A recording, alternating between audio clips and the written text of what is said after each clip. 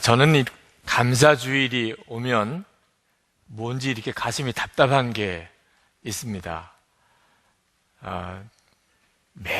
매해 감사절을 지킬 때마다 뭐라고 설명하기 어려운 가슴의 답답함이 있는데, 하나님이 최근에 그 이유를 알게 하셨어요. 제가 어릴 때 한 10살쯤이었던 것 같습니다. 초등학교 저학년 때 한 번은 어른들이 예배를 끝나고 이렇게 내려오는데 어른들이 하는 이야기를 들었습니다.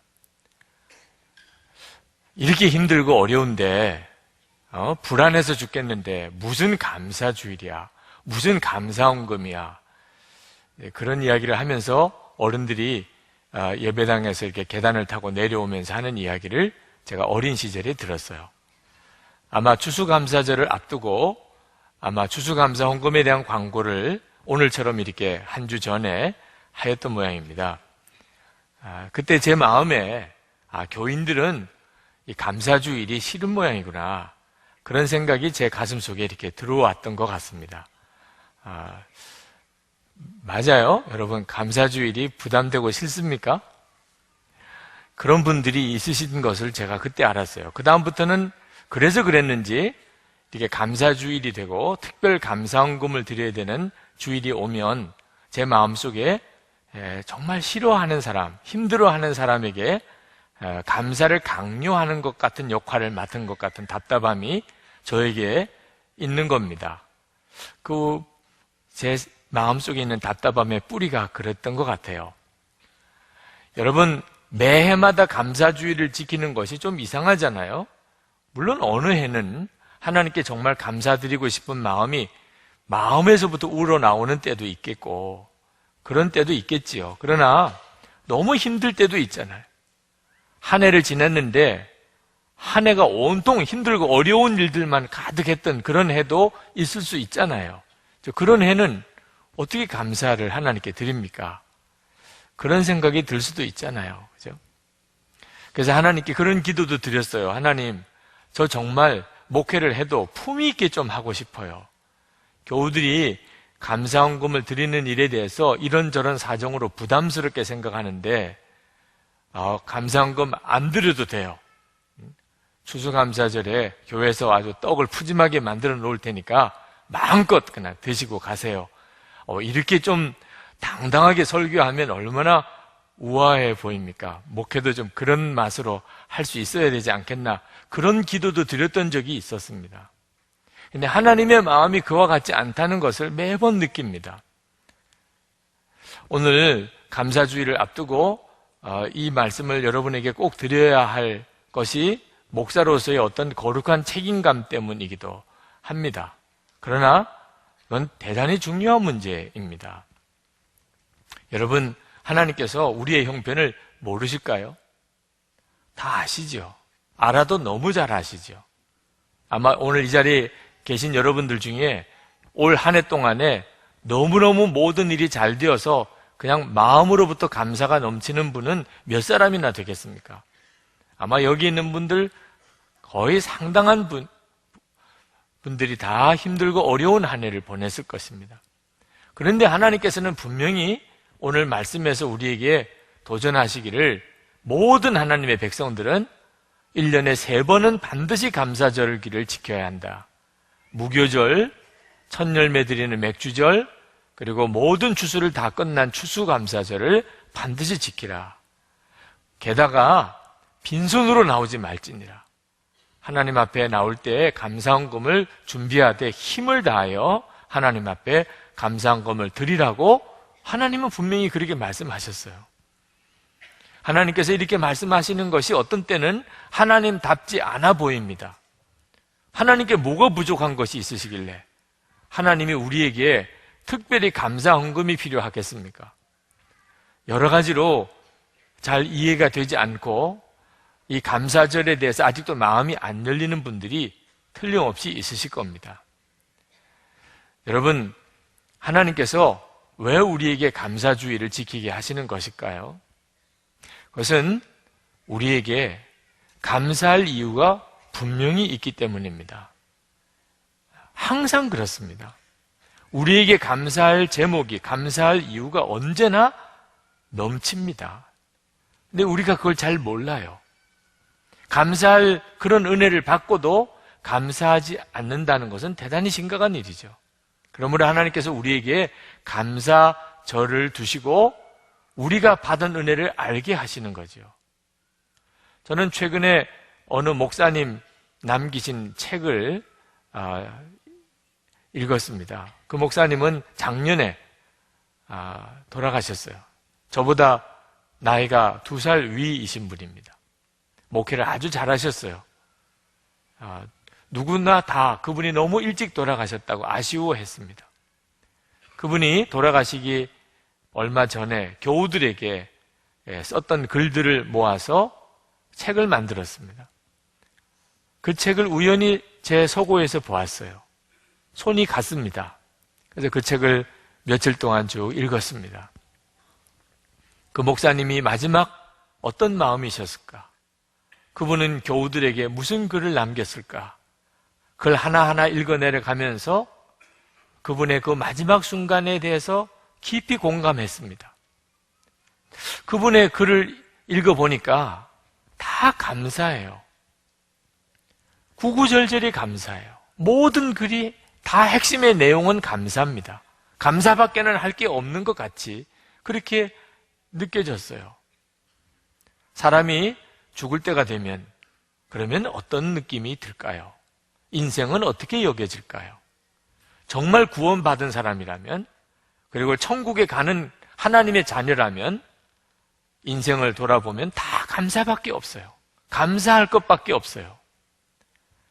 마지막 임종 전에 교회 사무장이셨다가 목사님하고 아마 어떤 의견이 안 맞아서 12년 동안이나 연락도 하지 않고 있던 그분을 간절히 만나기를 원하셔서 그 병상에서 만나는 그 과정을 쭉 쓰셨어요. 읽으면서 저도 울었습니다. 사람이 마지막이 되면 이런 마음이 되는구나. 제가 그 책을 다 읽고 난 다음에 사람이 감사하고 살아야 되는 이유를 알겠더라고요. 왜냐하면 인생 자체가 감사거리예요.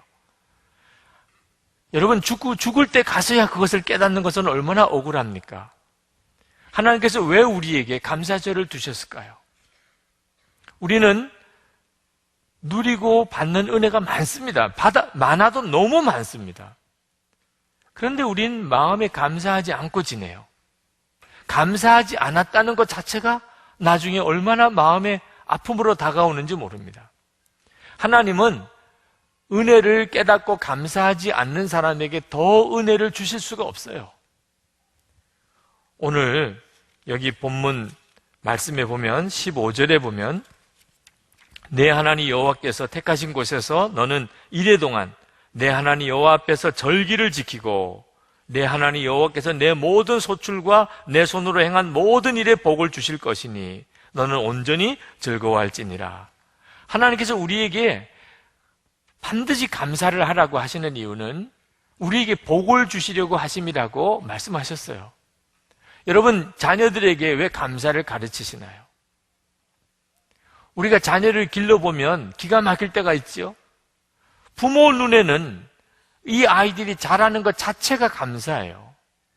은혜 안에 자라는 겁니다. 그 아이들은 정말 감사합니다. 감사합니다. 감사합니다. 그렇게 하고 자라도 부족할 정도예요. 모든 게 다른 사람의 도움으로. 자기가 뭐 하나 수고한 게 있나요? 다 부모나 주변 사람들이 도와줘서 은혜로 그렇게 자라고 있는 거예요. 그러나 아이들이 어떤가요? 다 불만으로 가득 차 있습니다. 부모 눈에 보기에는 기가 막혀요. 아침에 일어나서 밤에 잘 때까지 내내 감사할 것밖에 없는 아이가 불만으로 가득 차 있어요. 그래서 감사를 가르치잖아요.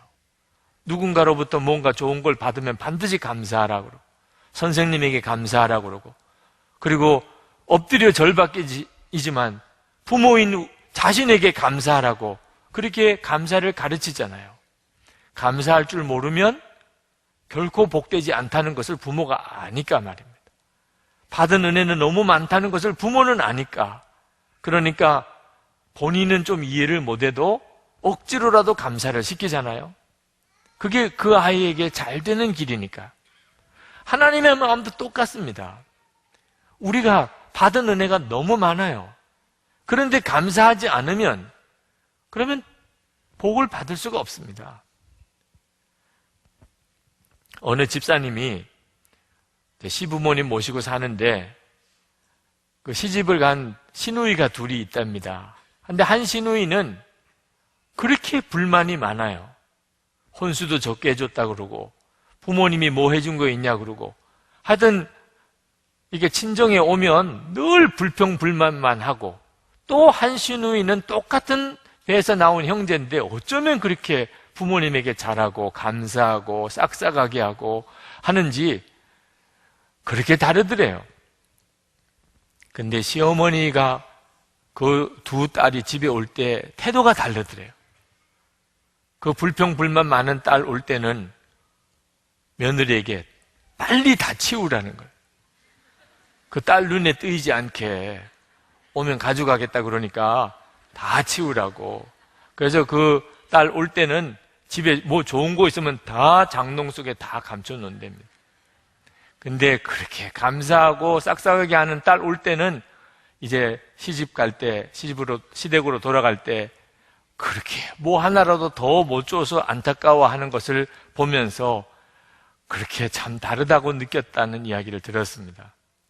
하나님의 마음이 똑같습니다. 여러분의 마음에 불평과 원망이 많을 때 하나님이 무엇을 더 주실 수 있겠어요? 하나님이 주시는 은혜가 너무 많은데 감사할 줄 모르는 사람은 아무것도 못 받는 겁니다. 하나님으로부터.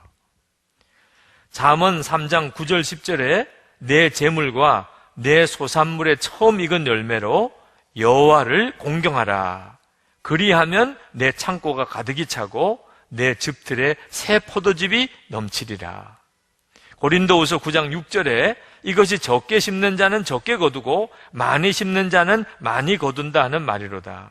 10절에 심는 자에게 씨와 먹을 양식을 주시는 이가 너희 심을 것을 주사 풍성하게 하시고 너희 의의 열매를 더하게 하시리니. 여러분, 하나님의 계획 속에는 먼저 하나님께 감사하는 이에게 하나님이 더 풍성하게 채우시는 법을 정하셨어요. 받은 은혜가 참 많은데도 안타깝게도 우리 속에는 불평, 원망의 죄가 더 크게 일어납니다. 사람이 가지고 있는 심각한 죄성 중에 하나입니다.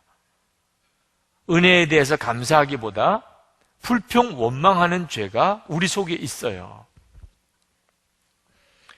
이스라엘 백성들이 광야에서 불평, 원망하다가 다 죽었잖아요.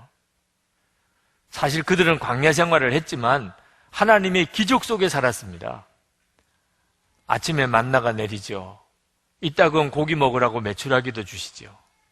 세상에 반석에서 물이 터져 나와서 그 물을 마시고 살았어요.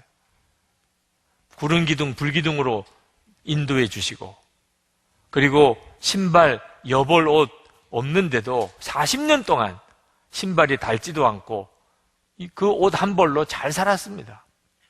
생각할수록 날마다 기적이에요. 그런데도 이스라엘 백성들은 어떻게 했습니까? 계속 원망, 불평했습니다.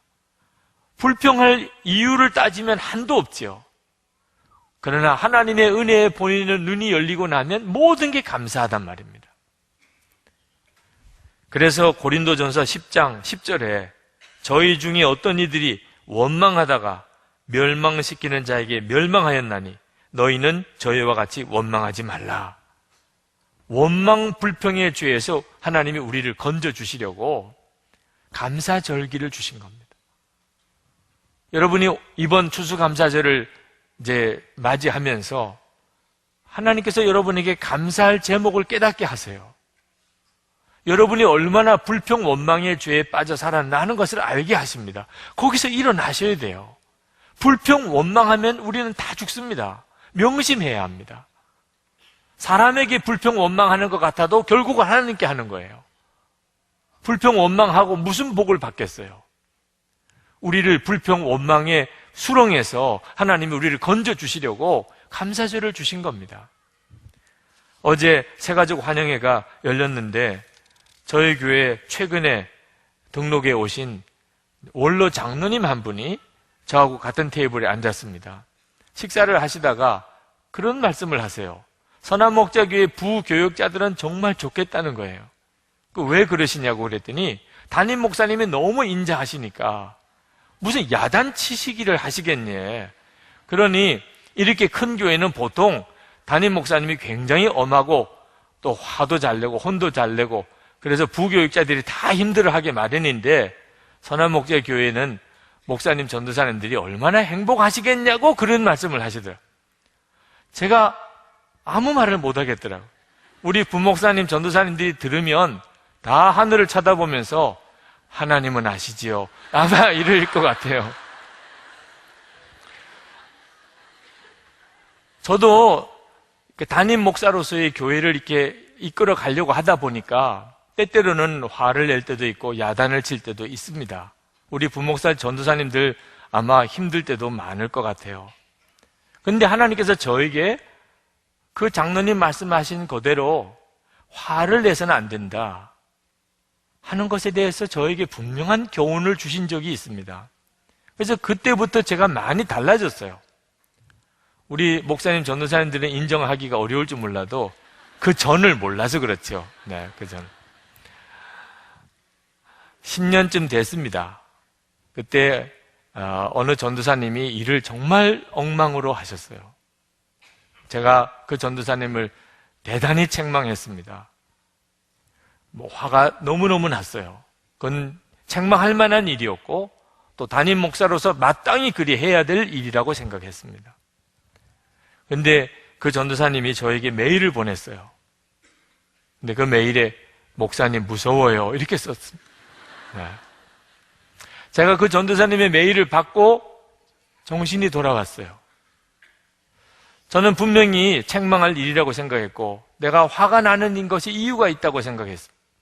그 전도사님의 문제라고 생각했습니다.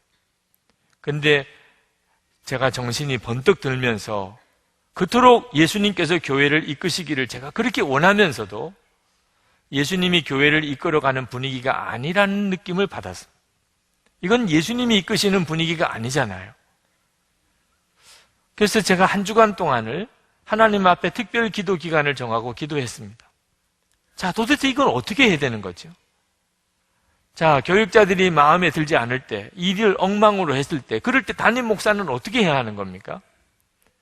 그런데 기도 중에 성령님께서 제 마음에 말씀을 주시기를 항상 기뻐하고 모든 일에 감사하라는 거죠.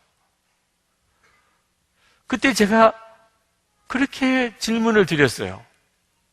어떻게 이렇게 되어지는 일인데도 주님 아시잖아요. 지금 어떤 일이 벌어졌는지 주님이 다 아시잖아요.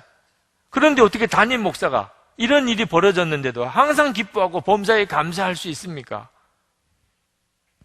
그때 주님이 저에게 다시 물으셨어요. 내가 화를 내서 일이 잘 됐냐? 비로소 가만히 생각해 보았습니다. 그렇게 화를 내서 그래서 일이 잘 됐냐? 그래서 하나님 더 힘들어졌습니다. 화를 내서 해결이 되는 일이 없더라고요. 점점점 더 일이 어려워져요. 그 전도사님은 점점 더 실수를 많이 하고 관계는 더 악화되고 교육자들 분위기는 더 굳어지고 제가 원하던 분위기와 전혀 다른 분위기로 가는 겁니다. 다시 주님이 저에게 말씀하셨어요. 내가 할 일은 항상 기뻐하고 감사하는 것이다. 그때 말씀이 깨달아졌어요. 데살로니가전서 5장 16절에서 18절까지 항상 기뻐하라. 그리고 쉬지 말고 기도하라. 범사에 감사하라. 이것이 그리스도 안에서 너희를 향한 하나님의 뜻이라. 제가 그때서야 알았어요. 제가 할 일은 기도하는 것, 쉬지 말고 기도하는 것, 그리고 모든 일에 기뻐하고 감사하는 것. 그러면 예수님께서 역사해 주세요. 예수님께서 역사하실 수 있는 유일한 방법, 담임 목사가 할 수 있는 예수님이 교회 안에 역사하시도록 할 수 있는 유일한 방법. 문제가 있으면 계속 기도하고 그리고 기뻐하고 감사하는. 그러면 예수님께서 역사하시고 책임져 주신다는. 제가 화를 내고 하면 주님은 아무것도 못하세요. 주님은 아무것도 못하세요. 여러분, 이 불평하고 원망하고 화내고 싸우는 것이 얼마나 심각한 문제인가. 하나님이 역사 못하시는 거예요. 여러분의 가정생활, 여러분의 직장생활에 여러분이 지금 빠져있는 딜레마를 아셔야 돼요. 화내고 불평하고 원망하고 감사는 다 잃어버렸어요. 하나님은 아무것도 못하시는 거예요. 그러면서 여러분은 답답해하지요. 왜 하나님은 아무것도 안 하시냐고. 아무것도 못하시는 거지 아무것도 안 하시는 게 아닙니다. 여러분 중에 목사님 저는 그래도 감사할 제목이 없어요. 이런 형편에서 어떻게 감사해요? 라고 말하실 분이 있을지 모르겠습니다. 사랑하는 사람을 잃었어요. 몸에 병이 들었습니다. 자녀가 입시에서 실패했어요. 사업이 어려워져서 망하게 됐어요. 헤어지게 됐습니다. 자, 우리가 살다 보면 기가 막힌 일들을 경험하지요. 자, 이런 순간에 어떻게 감사할 수 있나요? 그러나 여러분, 이번 추수감사절에 교회에서 하나님께 드리는 감사기도 종이를 나눠드렸습니다. 만약에 여러분 중에 정말 나는 진짜 받은 은혜가 없어. 나는 받은 복이 생각이 나지 않아. 이런 처지에서 어떻게 감사하란 말이야. 라고 하시는 분들은 하나님 앞에 정말 조용히 이번 한 주간 동안 무릎을 꿇고 주님, 저에게 말씀해 주세요. 제가 감사할 제목이 무엇입니까? 하나님이 저에게 지금 주시고 있는 은혜가 뭡니까? 저도 감사할 그런 사람입니까? 라고 그냥 펜을 들고 이 종이를 펼쳐놓고 그리고 주님이 역사하시는 것에 맡겨보세요. 생각나게 하시면 쓰는 거예요. 생각나게 하지 않으시면 아무것도 쓸 게 없는 거죠. 이번 한 주간 동안 정말 해보세요. 여러분 다음 주일에 오실 때 이 종이에 무엇이 쓰여져 있는지 여러분이 놀라실 겁니다. 고린도전서 2장 12절 말씀을 한번 같이 읽어보실까요? 우리가 세상의 영을 받지 아니하고 오직 하나님으로부터 온 영을 받았으니 이는 우리로 하여금 하나님께서 우리에게 은혜로 주시는 것들을 알게 하려 하십니다. 여러분, 우리 가운데 성령님이 오셨어요. 우리 가운데 오신 성령님께서는 하나님께서 우리에게 은혜로 주시는 것들을 알게 하려 하신다고 그랬어요. 성령님이 여러분에게 알게 해주세요. 여러분이 무슨 은혜를 받았는지, 지금 무슨 복을 받고 있는지 성령님이 도와주세요. 찬송가 429장입니다. 가사를 보면 세상 모든 풍파 약한 너를 흔들어 약한 마음 낙심하게 될 때에 내려주신 주의 복을 세워라. 주의 크신 복을 내가 알리라. 받은 복을 세어보아라. 크신 복을 내가 알리라. 알 거라 그랬습니다. 하나님께서 우리에게 분명히 알게 해주세요. 은혜와 내가 받은 복이 무엇인지. 지난 입시 기도회 때 우리 자녀들은 지금 고사장에서 시험을 치르고 부모님들은 우리 교회 5층 기도실에서 모여서 거기서 기도를 하고 있었습니다. 그때 다 편지지를 다 나눠드렸어요. 부모님에게. 그 편지지에 자녀들이 이제 시험 끝나고 나올 텐데 그때 자녀에게 줄 감사 편지를 쓰라고 그랬어요. 예, 시험을 보고 있는 자녀들입니다. 아직 결과도 나오지 않았어요. 그런데 하나님께서 감동 주시기를 감사 편지를 먼저 쓰라. 시험을 볼 수 있게 된 것까지만 해도 너무 감사가 많아요. 결과와 상관없이. 시험 끝나고 난 다음에 이제 이미 시험은 다 치러졌어요. 그때 부모님이 여전히 아이를 입시 스트레스로 몰아가면 그러면 이제 아이들이 잘못하면 죽는 길로 가요. 이제 진짜 부모가 해야 될 중요한 역할이 남았어요. 어떻게 하면 아이들을 정말 축복하고 도와줄 수 있죠? 감사를 깨닫는 거예요. 시험을 보는 아이를 생각하면서 하나님, 무엇이 감사한가요? 하나하나 써내려 가는데 부모님들이 정말 많은 것을 쓰셨어요. 여러분, 명문대학보다 훨씬 좋은 대학이 인생대학이에요. 수능시험을 보았다는 것 자체가 이미 인생대학을 졸업한 거예요. 그 어려운 수험 기간을 잘 마쳤어요. 시험 결과가 좋으냐 나쁘냐 여러분 다 동의하시겠지만 성공할 때 많이 배워요? 실패할 때 많이 배워요? 실패할 때 많이 배웁니다. 그러니까 이번 시험에 혹시 실패했다 하더라도 많이 배운 거예요. 이미 충분히 감사할 제목이에요.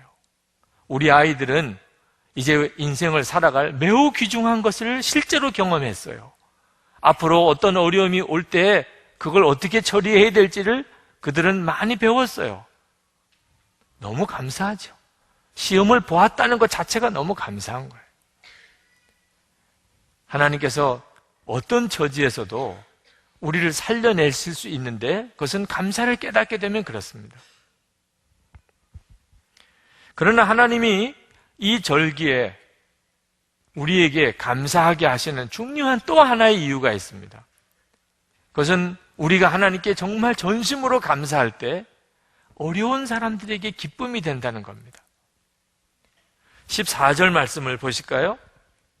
절기를 지킬 때에는 너와 내 자녀와 노비와 내 성중에 거주하는 레위인과 객과 고아와 과부가 함께 즐거워하되.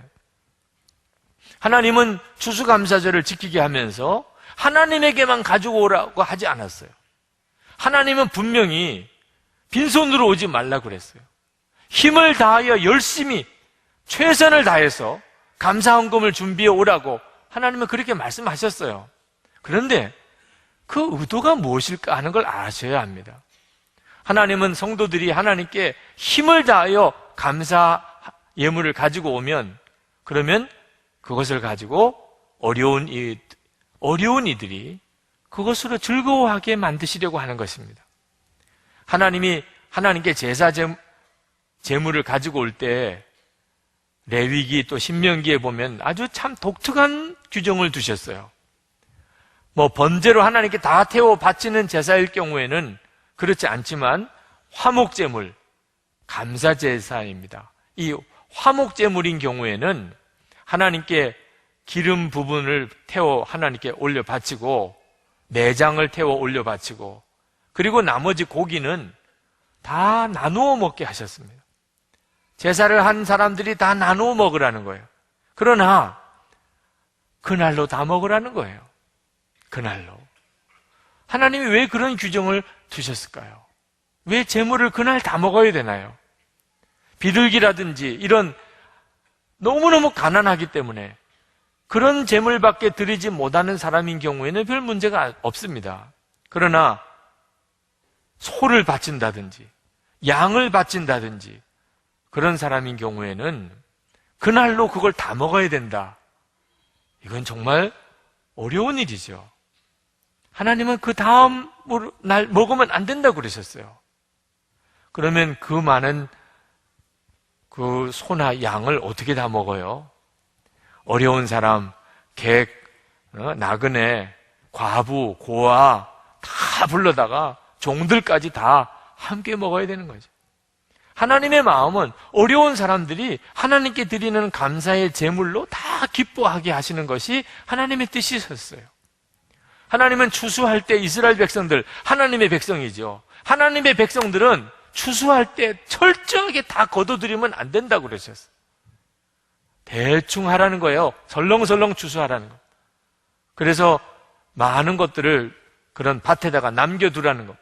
그러면 가난한 사람이 그 뒤따라 들어가서 그것을 다 거두어서 자기들의 식량을 삼도록. 혹시 단을 거두어가지고 싣고 집으로 가져가는데 그만 빠뜨리고 온 게 있어요. 그러면 다시 가서 가지고 오지 말라 그랬었어요. 그는 그 뒤에 가난한 사람이 그 이삭들을 주우러 들어왔다가 수지 맞은 거예요.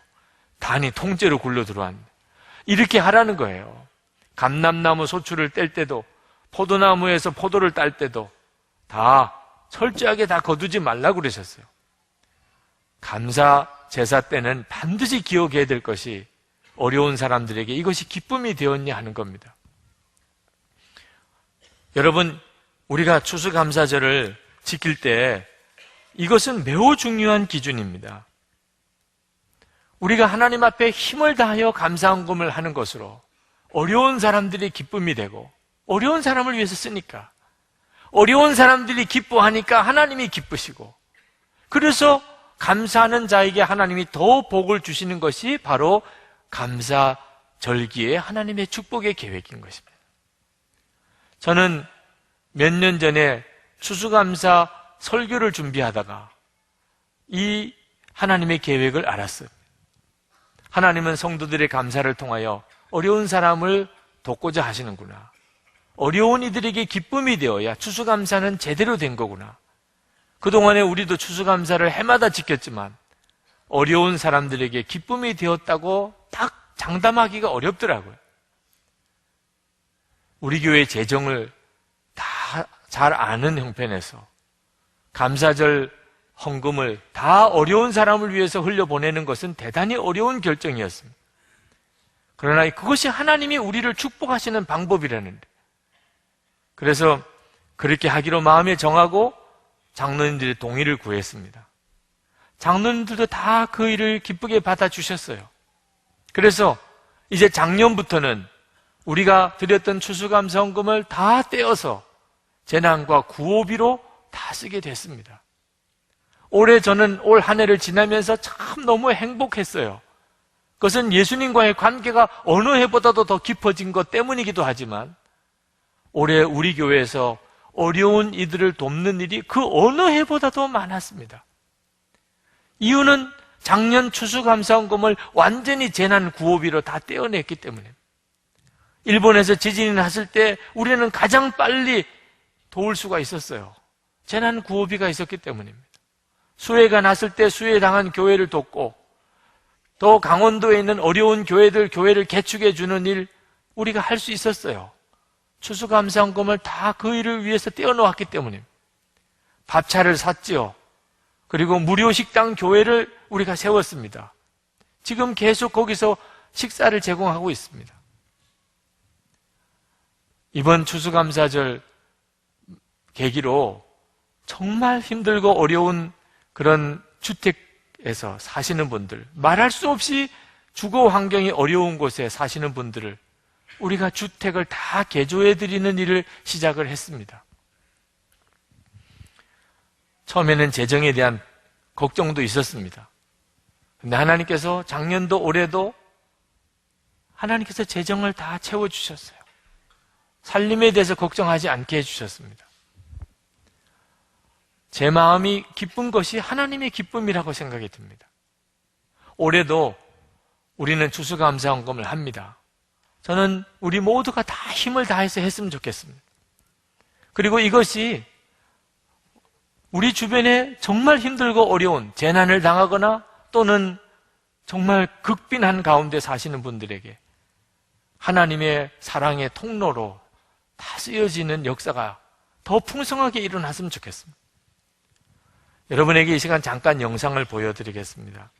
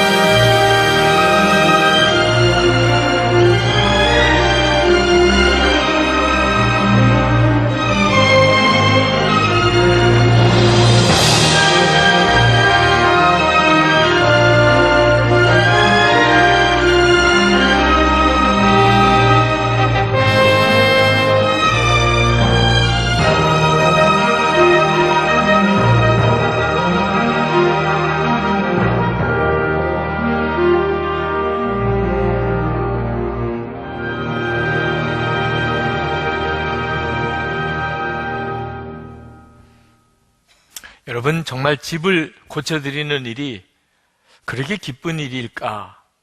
경험 안 해보신 분들은 잘 이해하기 어려우실 겁니다. 이제 12월이 되면 우리 성남에 아주 어려운 분들이 모여 사시는 그 동네에 우리가 도서관 교회를 하나 거기 열려고 합니다.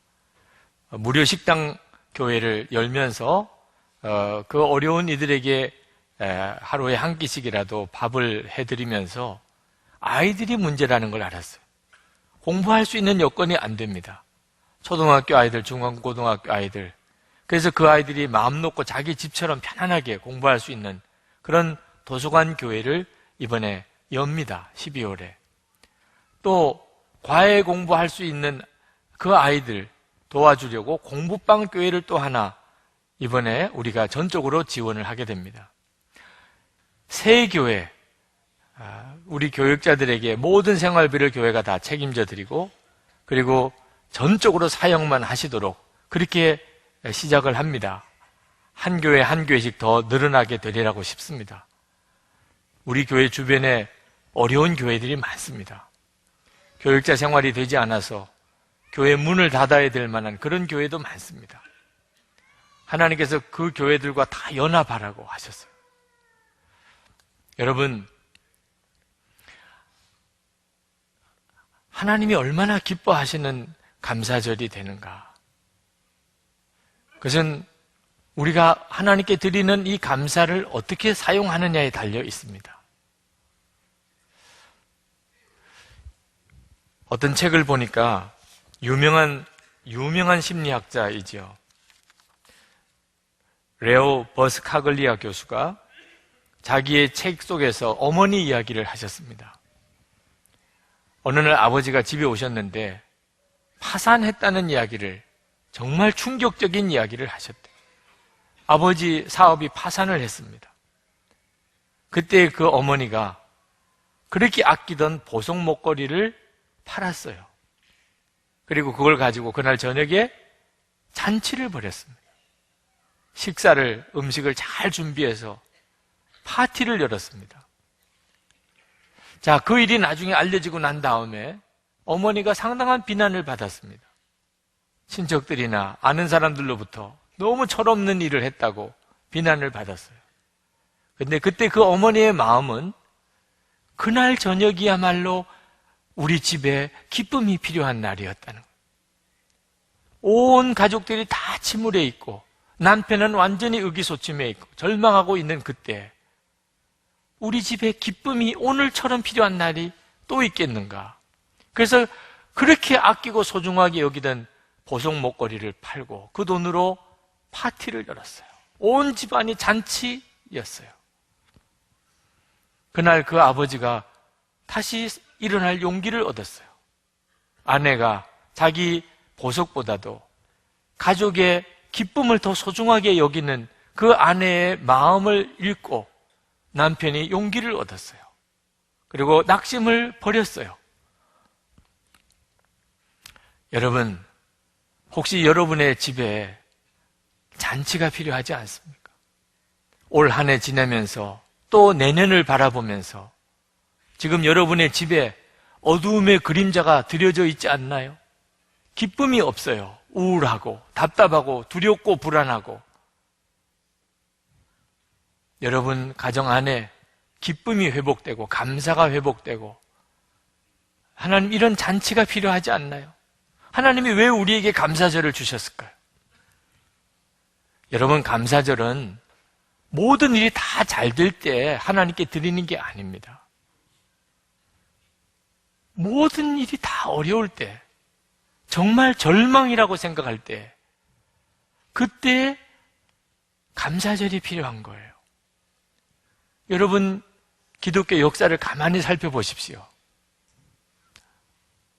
절망이 왔을 때, 도무지 앞길이 보이지 않는 캄캄할 그때 우리는 하나님을 믿습니다. 생사화복은 하나님이 주관하시는, 그걸 진짜 믿는다면 우리가 절망하고 있을 이유가 없지요. 믿음으로 하나님께 감사를 드리고 그리고 하나님은 우리의 삶에 기적을 베푸셨습니다. 이번 추수감사절이 여러분 개인에게, 여러분의 가정에, 또 우리 교회에 이런 잔치가 되기를 축복합니다. 믿음의 잔치가 되기를. 이번 한 주간 동안 하나님께서 여러분의 심령 안에 믿음의 기적이, 감사의 기적이 회복되기를 축복합니다. 우리 기도합시다. 하나님께서 우리 안에 감사의 기적을 회복시켜 주시기를, 정말 눈이 뜨이게 해주시기를, 하나님을 온전히 바라보게 해주시기를 우리 다 같이 통성으로 기도하겠습니다. 은혜와 사랑이 충만하신 아버지 하나님, 오늘도 주님 앞에 나와 예배하게 하신 하나님께 감사와 찬송을 올려드립니다.